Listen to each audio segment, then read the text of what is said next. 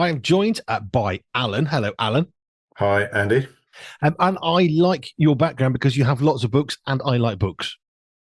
I got criticized by somebody in church, or just an observation, that there's some spaces on the bookshelf. He said he never has any spaces. I've just had a sort out, and so there's space to grow, which is quite exciting. Yeah.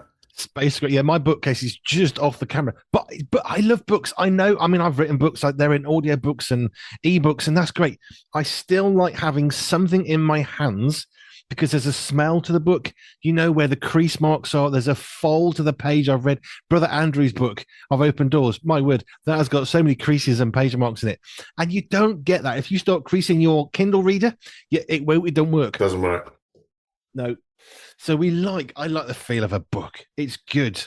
Just one book on my thing here. This is a Mark's Gospel Uncover, produced by UCCF, the student movement, in simplified Chinese, and we helped to translate that. There's now lots of free copies available. If anyone wants, we can get them to them. Help you study the Bible in Chinese with your friends. How about that?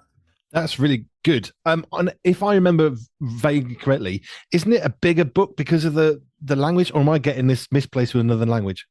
Not sure. They've done it in a nice, generous size, but it's all Chinese language and it is some studies. So it's not just the gospel, but I think they've deliberately produced something with a bit of a cover on it to give it a bit of lasting power and things.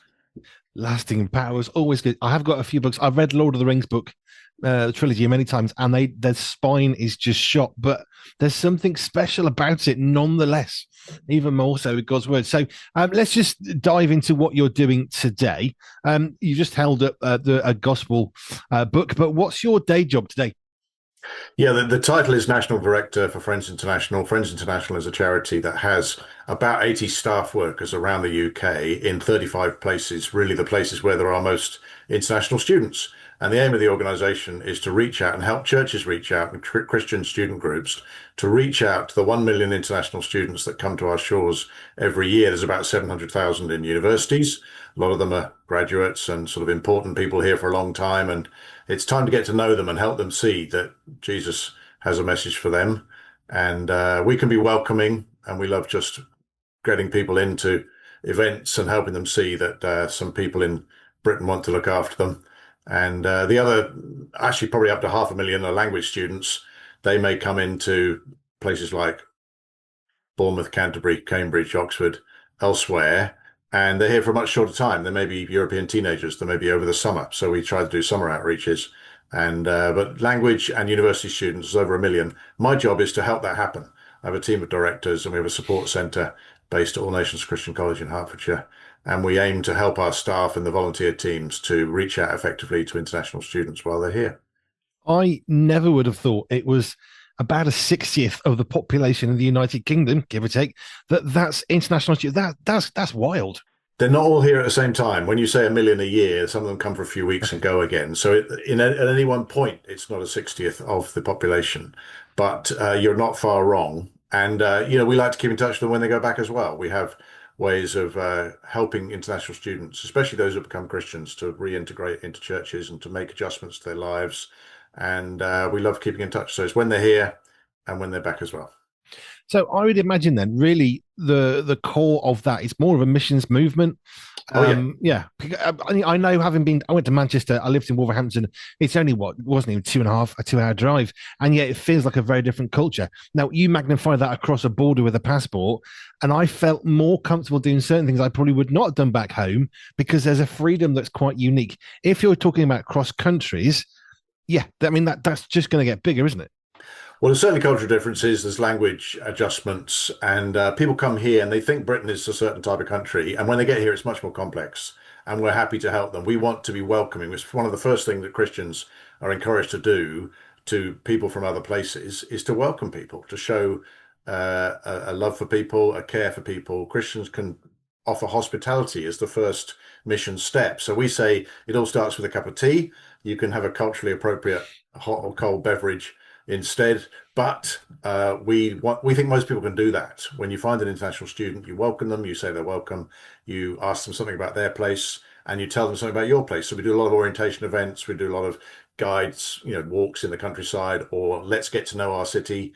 And it'll include a visit to church and an offer of a Bible study, because a lot of people want to know what Britain's all about. And we can talk about the Christian heritage and the current Christian position for many in Britain. And so it's a lovely thing to be able to be involved in mission. And it's mission in other senses, in that our staff raise their financial partnerships, prayer backers, and alongside local churches. So it's not like there's a salary available necessarily. It's about raising your money and getting people behind you, and then getting involved in mission locally. But it's very much that global and local. Everyone's here. We've got people from fascinating places. We've got people from places where they're not likely to hear about Jesus. And so we are doing global mission to the furthest reaches by welcoming people who've come from all these wonderful places and who may never have heard about Jesus if they didn't meet us on their doorstep and on our doorstep. Well, this is true. It's slightly personal, actually, in a sense, because I grew up and raised in Wolverhampton. They had a very good language section to the university. My wife from Devon came to Wolverhampton to study French and German, and we got to know her because my church was at that moment in, I suppose, early 90s, mid 90s, very much the place that all the students would go. And it was a very multicultural church. So we had, on any given night, maybe 300 people, but 60 to 80 of those easily could be students. Now, a lot of those were probably British students, but not exclusively. Arguably, people from Devon are learning the language in Wolverhampton as well. Well, yeah, what can we say? She's still learning how I speak after 30 years. But it's an interesting pressure cooker. I didn't do university. My wife did 2 degrees. So as far as I'm concerned, I get a 1 degree by the we approach. But it is a good time of discovering who you are, away from parents, away from family, away from culture. Yes. What does life really look like for me? Well, for international students coming to the UK, some of them are very highly experienced. They've done a degree somewhere else. They may have traveled. They're very, settled in their international outlook, and they're very able to cope in a British city or wherever they are, and they work very well. But others may be traveling for the first time, and they are away from parents for the first time. They're away from their culture for the first time. Now, we want to help them. I talked to a friend, Duncan Alembe. He's a Kenyan leader of international student ministry, and he said his concern for the Kenyan Christians coming to the UK is that many of them would be easily tempted into the British drinking culture in Freshers Week. And for Christians who've had quite a relatively well-structured background in a Kenyan church, that could be quite a difficulty. So we're here to look after Christians and help them make good choices early on. There's others who may have been told what to believe about God and life and faith, and who see, well, there's other ways of seeing things. So we, as Christians, we can be friendly, and we can help them understand what it is to be a Christian, and what Britain has been formed by lots of different cultural influences, but Christianity has been prominent. So, you might go and visit a cathedral and say, what's that all about? You might go and see all sorts of things around. And I had a friend here from Beijing, and he came and he went to see a Charles Dickens play, Christmas Carol. And he was just interested in British culture. We got to talk about all sorts of things, very interesting stuff about what's different about Britain, and Christianity is part of that. So as Christians, we want to be sharing what it means to be a Christian. I often go back to John's Gospel, chapter 15, verse 15, where Jesus is talking about his disciples. He's not calling them servants. He's calling them friends. And it says, because he shared with them everything that the Father has shared with him. So true friendship is about sharing what it means to be a Christian, what it means, what makes us tick. And so we want to be genuinely friendly at the cup of tea level, and the welcome and the encouraging level. And then, reality is that we want to share what makes us tick, and where we're able to, and appropriately, to share that Jesus has made a difference in our lives and can make a difference in other people's lives, is all part of the picture. I want to explore more about how you are sitting there working for Friends International, but let's go back in time, because we were talking about faith here. So where did Jesus come into you? I guess the question I probably need to ask is, where was your first cup of tea into the gospel? Yeah, good point. Well, there's some fascinating stuff. I grew up in Somerset, so not Devon, but Somerset. And there were some Christians around us on reflection, but my connection with faith was a fairly sleepy country parish church, and school sort of linked into Christian stuff a bit. But I really met Christians first when I was in a gap year. I was traveling, And I managed to meet young Christians having a good time, and I didn't think that was possible up to that point. So it sparked my interest. I was coming back to go to university, so I went to buy a Bible in Bath Abbey. I bought one of those. I've got it, still got it here. This is the Good News version Bible that I bought in Bath Abbey before going up to Newcastle University in 1983. And I said, I'm going to go to university, go to church. I'm going to buy a Bible and learn what it is to be a Christian. I met Christians when I arrived, and I was introduced to a good church in Newcastle, and who are still involved in supporting what I do, which is wonderful. And then I was introduced to the Christian Union. But eventually I worked out, I was desperately trying to read this new Bible and catch up with everybody because they all seemed to know much more than I did. But somebody pointed out to me, it's not just about the learning, is it? It's not about learning how to be a Christian. It's personal, it's faith, it's repentance, and it's changing your life and turning around and addressing yourself to God personally and admitting you got stuff wrong. So that was the point for me in my first term at university. I was again invited in with the friendship, but also there was content. It wasn't just all cups of tea. It was Bible study and what does this mean for our lives? And it took me a little while, but this journey then from what's now 42 years is about trying to line my life up more with what I see in the Bible and what I learn from other Christians and learn about life generally. So yeah, the first cup of tea was, university early on when I was 19. I find it fascinating how many folk I've spoken to who say cup of tea matters, but it's.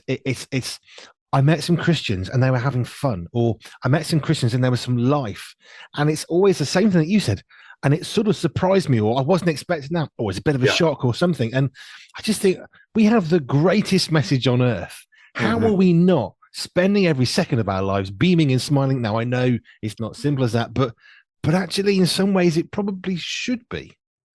I think very much, and that was the surprise to me because Christianity had come across as dull and irrelevant, and so I need to be shocked out of that. But it's the fun and the engagement, the real people. But then it's the content, and it's this is challenging as well, isn't it? It's not just all a happy clappy wander into a lovely life. It's God's got something really challenging and important to say into my life, and that came together at that point in November 1983 when I became a Christian.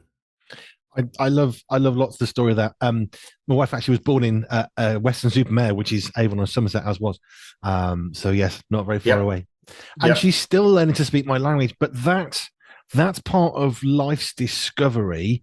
And one of the things I enjoyed at school, I did Christian theology A-level, so 16 to 18 years old, is the cooking pot of all these different people with opinions that by 16 to 18, definitely 18, 21, you're already forming who you are, what you believe, and why you want to believe that. But I found just the conversations on their own with people who weren't all Christians. I mean, it was a CV secondary school, Catholic school, combined A-level. So you've got some Methodists and Baptists and some Christians. There's a Muslim guy, and there were different people in there.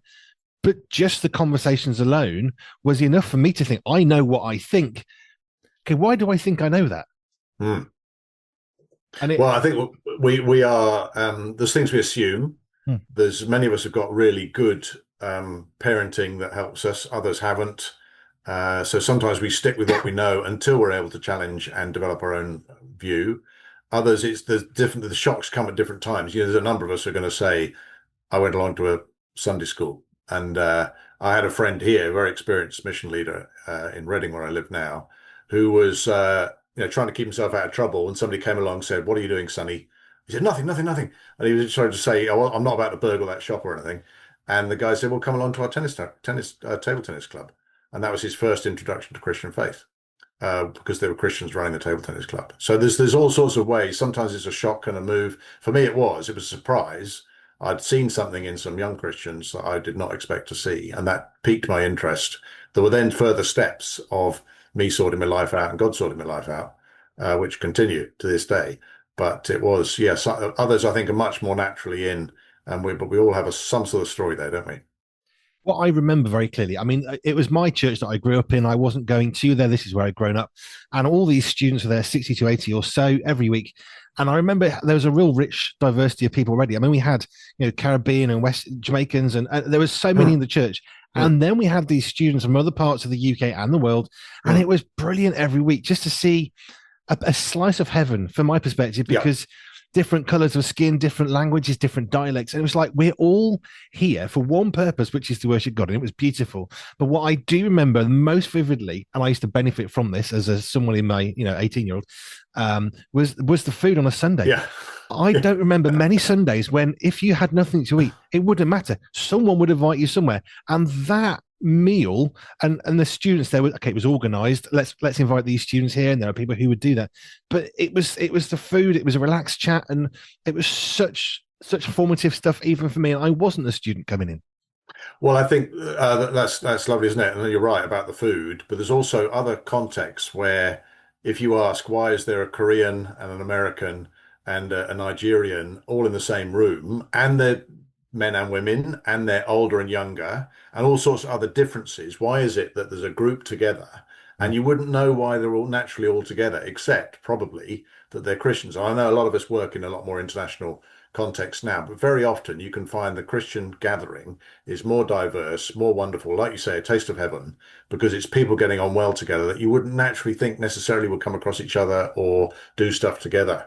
So I think the Christian community and churches when they meet are really important. And that's something about us for Friends International with international student groups, is we will have, for example, and I could quote the case, shortly after certain things happened in the last few years, a Ukrainian and a Russian student meeting together and showing how they can get on well together. Wow. And in other places, in other really difficult global situations, you find that Christians are bringing people together and showing that we can get over some of these, yeah, very difficult, otherwise very difficult situations. Which is where I suppose having mature hands around. I helped at the CU in Wolverhampton, which was quite big. I went to answer some questions on a panel one night and or guide them a little bit because I was in the church, and it was really good to be able to help people establish healthy ways of discovering who they are, I guess. Mm. I mean, you talk about Freshers Week is, perhaps a particular issue for Kenyan students. There's always going to be that weakness, but that's where having a, really good mixed broad people, we Yeah. understand that, okay, that culture is going to come here. This is their weakness. May not affect this other group from, I don't know, France or something. They've got a different problem to try and face and overcome. But having supportive Christians with a bit of maturity is so critical. Well, yeah, and there's different way of doing student ministry, particularly ours is about international students. So some groups will really do well on campus, and it's the undergraduates talking with the undergraduates. You're there with your peers. They can see the absolute relevance of somebody else like me is a Christian and is going to church. I could go along too and study the Bible, that sort of thing. So there's stuff on campus. There's others who are really good at helping churches do international student outreach and general student outreach. For us, it could be church-based or campus based. But the thing for us is that most international students are doing master's degrees or above, PhDs. So, for example, 70% of the postgraduate students in Oxford are international. It's a really high percentage. I mean, often most universities now in Britain have about 25% international students, and there's implications for that is they rely on the finances that come with the international students. So international students are a really important part of the general university picture. But for the graduates, they're not likely to be 18 to 21 years old. They're more likely to be 21 plus, and they may be substantially older.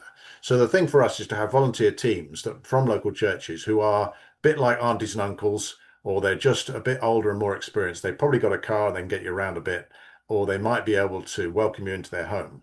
So the fact that most international students are slightly older than the British undergraduates, or substantially older, and therefore, we can build volunteer teams that are more able to relate to the older student that comes in, and that's quite a substantial part of what we're trying to do. But even that right there, I wouldn't have thought that. I would have thought a student is a student. Students are generally speaking 18 to 21, maybe 23 if they've done a gap year or something. That's mine. But I mean, that's why I don't do your job. But even that really simple thing, I love every day is a school day. I always quote that. But it's important to understand not just, okay, we've got some students, they're 18 and well, Mm-hmm. yeah, maybe, but maybe not. Mm-hmm. Yes, I mean, the international students who come from language school might be 16, 17, 18. They might from a European country, one of the bigger European countries, which is quite secular. They may not hear the gospel in their place. So we like to reach out to international language students. That's another thing. Well, they may not be here very long. You need to run a summer program that's pretty effective at putting things on quickly and telling people all about the opportunities.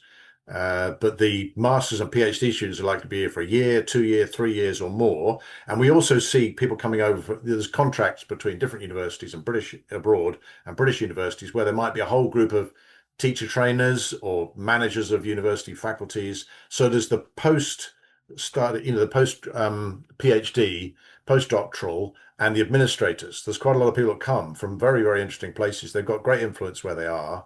They have to be in the UK for a certain course, maybe a month or 3 months or something, and we want to show them that there's different ways of seeing life, and that there's Christians who care for them, and there's a message from Jesus that's relevant to their lives. So yeah, we try and find the people who are coming to the UK, and they may be of any sort of age or stage and career path or career stage. So we want to be available, and we just try and be sensitive to where people are coming. And different universities and different and cities will have contracts with different countries. So you do get a whole lot of Kazakhs coming to Reading for 6 months or something, or you get different people. And we know through the university, the Higher Education Statistics Agency, we know which nationalities are coming to which places. So we know where there's more Chinese, more Indian, more Nigerian. If you've got a particular concentration of Georgian students in your city, you might be able to reach out in particular ways that are appropriate and look for them. And often they'll gather in the university and the form a university society.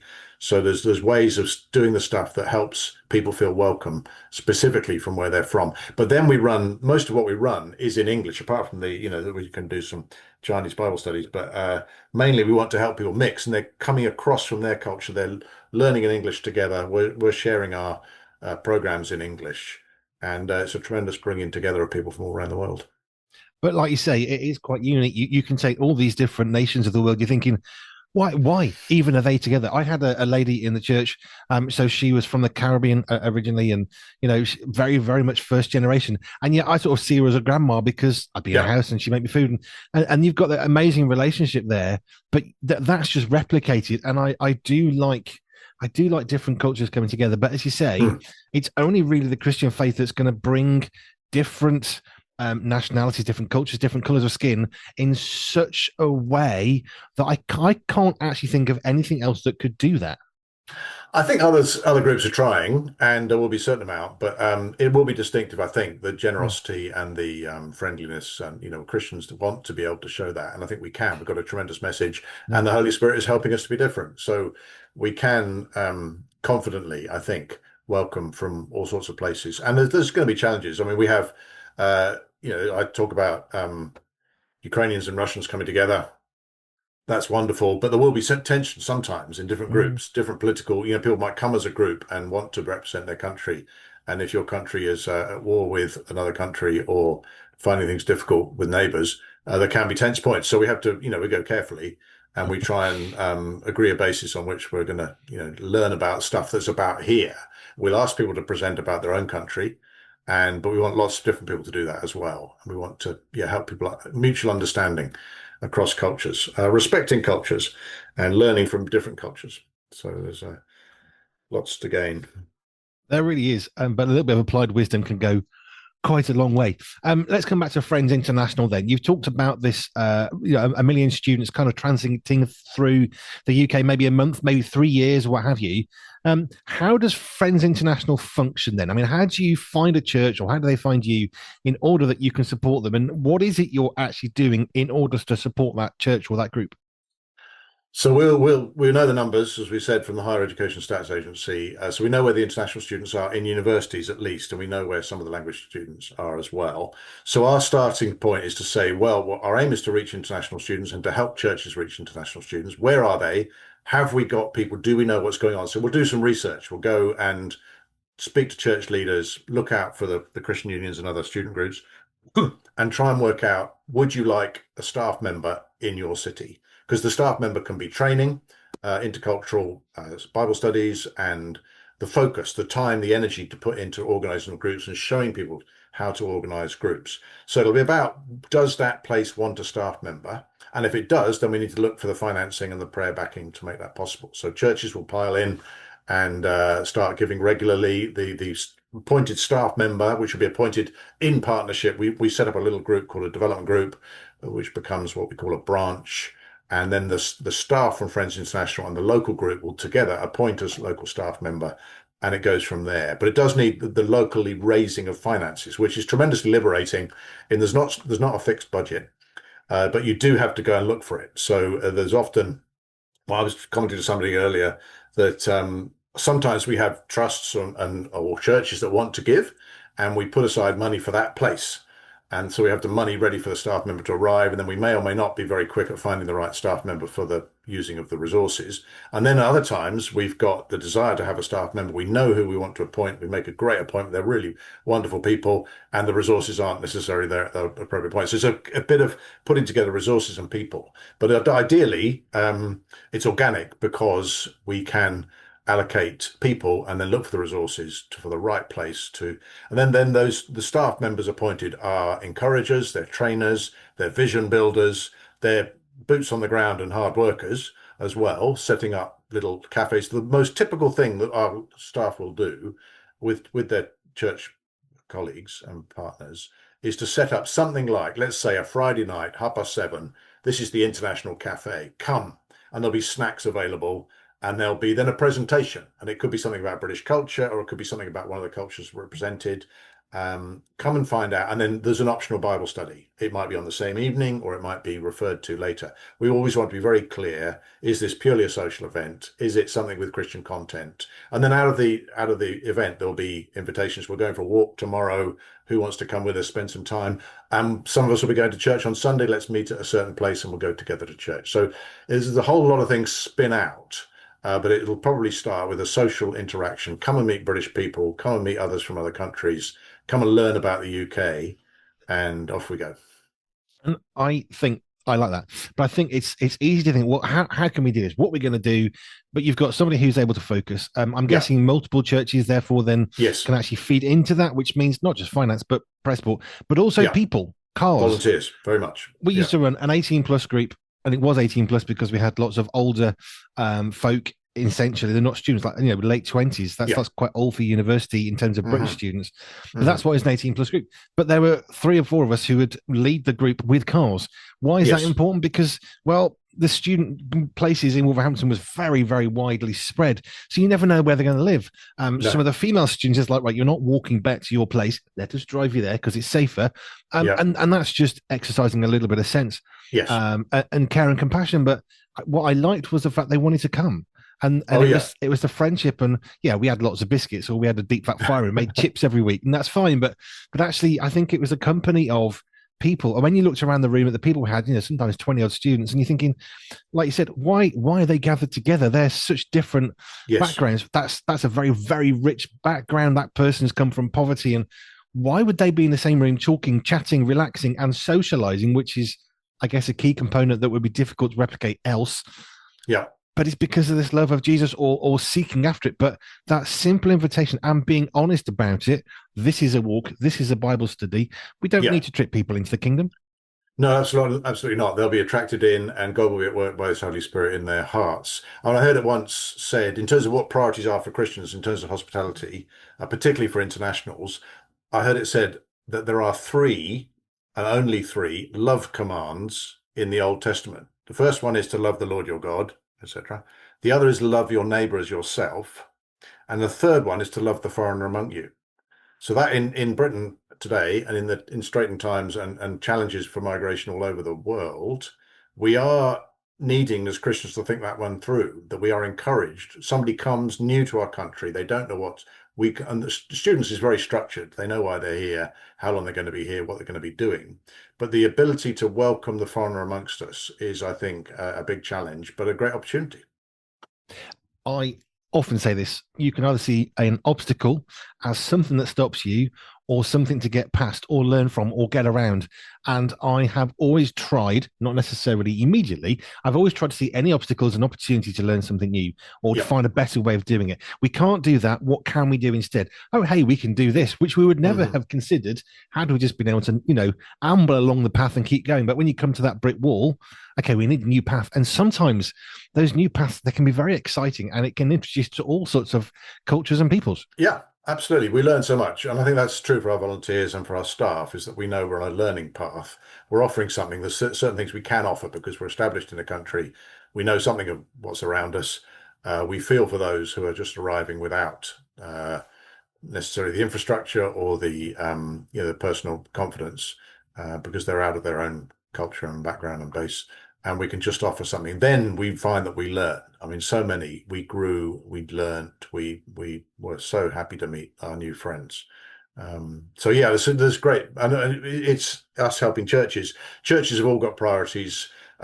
Some churches will be near to international student hostels or campuses where they study, and it just makes a lot of sense, and we can help to get that on the road. Others will be a bit further away, and students don't naturally go to the church. It's not about hosting something, but it may well be about volunteers who can give something, and it's certainly financially.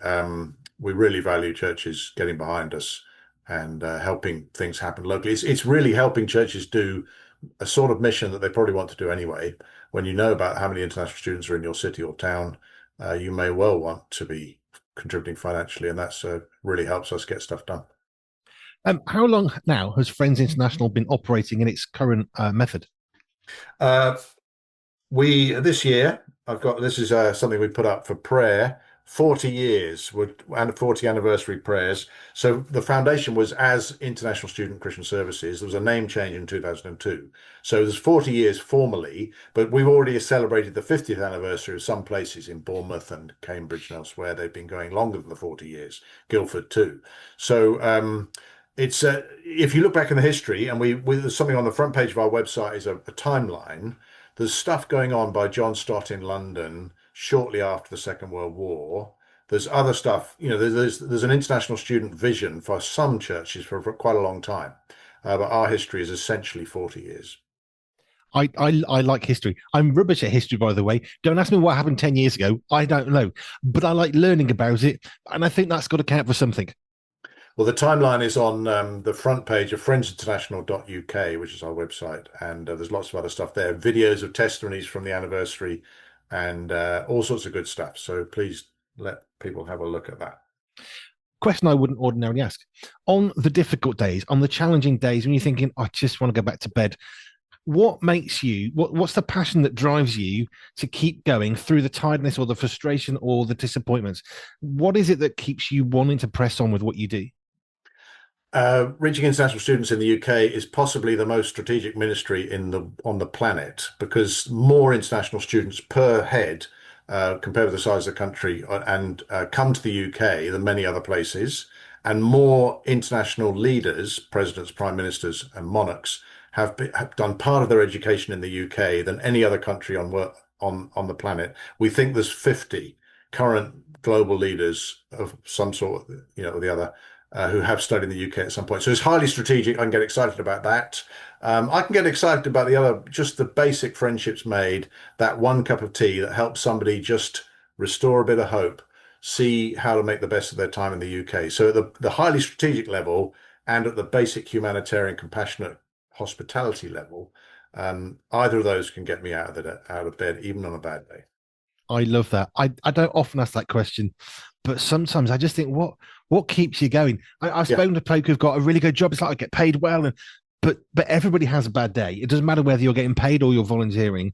yeah, And sometimes I think it's just worth teasing that out. So what sure. drives you? Because every one of us wants a duvet day. Let's be honest. It doesn't matter who you are, but knowing what it is that drives you to keep going comes from wisdom and maturity, I guess, to some extent, and experience. Not making any references to the amount of wisdom you have, but Or grey hair. no, Yeah. I'm saying nothing. But it does help for us to keep going. And Yeah. I guess coming back to the original, why did I start this? Yeah, I think strategic and reachable. That's the combination. There's a lot of stuff in the middle where we work hard and we put together programs and training, and there's some quite, we have lots of experts, knowledgeable people within Friends International who can help you reach out to, say, your Indian background students, African background students, whatever. Um, but it's the headlines are highly strategic, and the bottom line is absolutely doable with a cup of tea. So between those two, we learn a lot, and we find that God's at work. We got lovely stories of people who've gone on to be government ministers in their country where they came from, etc., etc. But I think most people can you reach in somewhere in between that. Is it the cup of tea, the manageability, or is it the eventual possible conclusion that somebody goes on to be a government minister in their own country and they know Jesus, so they are making a difference for Jesus at a highly strategic level? I guess, hey, look, if you're British, if you've got any kind of British culture, having a cup of tea is just, it's what we do. And we know medically it's good. It's actually got good health reasons why it's good to take a pause after a car crash or hospital trip. Have a cup of tea. Why? It actually helps, because it not just loosens the mouth, it actually loosens the soul and the heart just a little bit. And some great stories. I've just been reading about street angels who work in the Saturday night economy. Right. And one of the things they found is that cup of tea, that cup of coffee at 2 o'clock in the morning and listening, suddenly somebody's pouring a heart out who would never talk to anybody else. Yes, the cup of tea is the context for the listening. I think that the tea in itself, we can develop a theology on that, but it's the time with people. It's the context to allow conversation and knowing they've been given something and you've done something together, made a cup of tea together, and then it's the conversation and the listening that shows care and Christian compassion. Yeah. You've spoken of, okay, a group of churches want to help students in this area. So you've talked about that. But if a church has suddenly discovered they've got an international hostel that's just opened down the road, how would you help them on the journey towards reaching other churches, perhaps in the area, and realizing, not just we've got international students on the doorstep, literally, but what we can do? How would you help the beginning of that conversation? Well, we'd want our staff. We have regional development directors, my 4 colleagues around the country, and others more locally, but they would want to meet with the people from that church. I'd encourage the church to pull together a leaders meeting and perhaps a wider meeting, church members meeting, and then just look at what's there. So how far away are these people? Can we find out where they're from? Yes, we can. What do they need? They might need all sorts of help to settle in. And then what can we offer? Have we got a church hall? Do we like making cups of tea? Can we put on a program that's welcoming? How are we going to advertise that? And then, work out what other churches are doing around and how you can do that together and with the Christian unions and others in the university itself. So I would think there's a fairly simple but straightforward way to open up what's appropriate for us as a church. What have we got? Have we got more money or more people or a premises? How can we use our resources? If we don't feel we've got a lot of any of that, we're going to pray anyway. So we'll help you pray. But I think we could probably look to setting up or strengthening some other meeting that's already happening with either volunteers or financial resources or a premises. Just as you draw us to a close, I was very much reminded as you were speaking of the boy with the 5 loaves and 2 fishes. We all have something we can bring. Yeah, I think so. Maybe it's not even one person with the 5 loaves and the fishes. Maybe I've got a basket, you got a fish. I've got an oven with some bread. I don't know. Very much. But when we share those resources, and that's where that account from Scripture came up to mind. It's amazing what can happen because, like you said, well, maybe we haven't got a premises, but we have got a whole bunch of older folk who love making tea. Great. There's a resource that is absolutely precious, very, very helpful, valuable. Who doesn't like a grandma? Everybody loves the granny making you a cup of tea. There we go. No, I'm sure that's true. And so we would love to put people in touch with the appropriate local person to perhaps discover what's already going on. And if not, think about what could we do that would be relevant to add into the picture. And so, the website is friendsinternational.uk, and there's a phone number on there for our support centre, or email us and we can see how to put you in touch with the right people that can help you connect and start something up. Fabulous. So whether you've already got students in your area or you're thinking, have we got students in our area, reach out to Friends International and they will help and guide you through. Just give us that website just one more time. It's Friends International, all one word, no punctuation things, .uk. That's our basic website. But you'd find us in all sorts of places. Friends International would love to see how we can help you get some international student ministry moving or increasing. Thank you. Alan, I've loved this. I met my wife at university. University is a wonderful place to think of life happening, learning, all that sort of stuff. But friendsinternational.uk if you want to find out more and connect with folk in your local area. Alan, thank you for your time. Thank you so much, Andy. Thanks for having me. Pleasure to be with you.